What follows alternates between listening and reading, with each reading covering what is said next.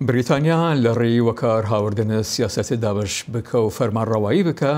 فەرە لە وڵاتە جیهان و بە تایبەت هندستان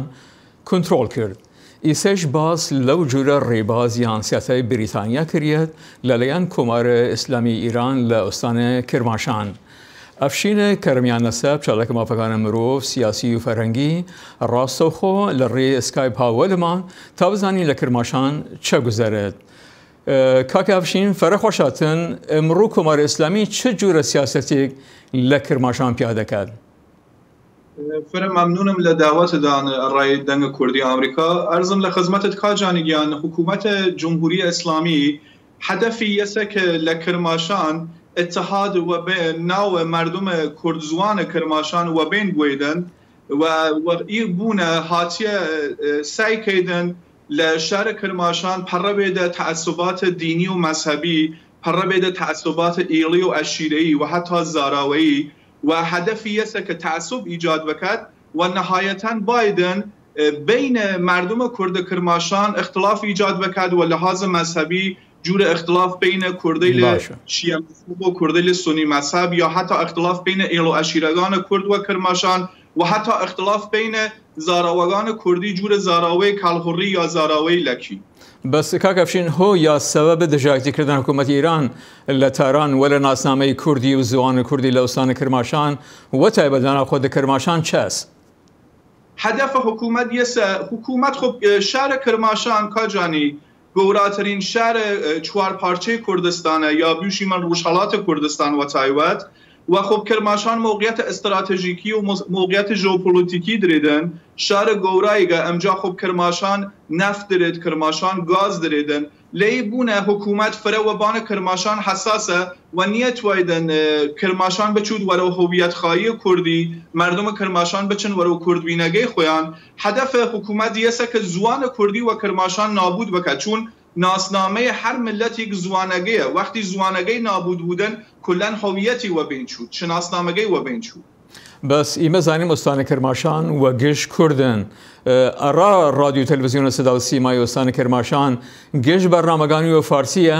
بیجگە لەو بەرنامەیە کە شوخی و خەنینە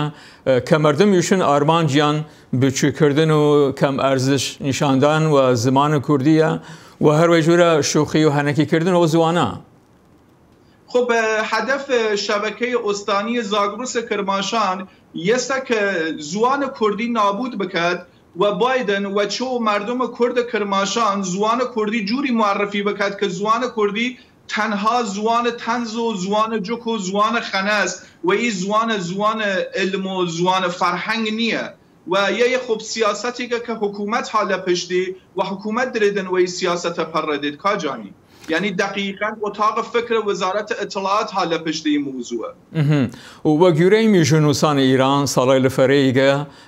لسر آلشت و گورین رخصار و دموگرافی کرماشان کار کردیه چله دابش کردن استانگیان یان زاراوگانی او لوری لکردی دویره خستن و ایسش توان لکی لکردی جیابکن کۆماری ئیسلامی چه تواد بکردن و نیازی چه است؟ خب هدف کۆماری اسلامی ایران یسته که کاجانی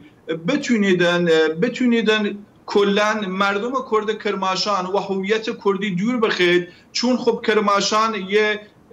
شهریگه و لحاظ ژئوپۆلیتیکی خب دقیقاً پلیگه که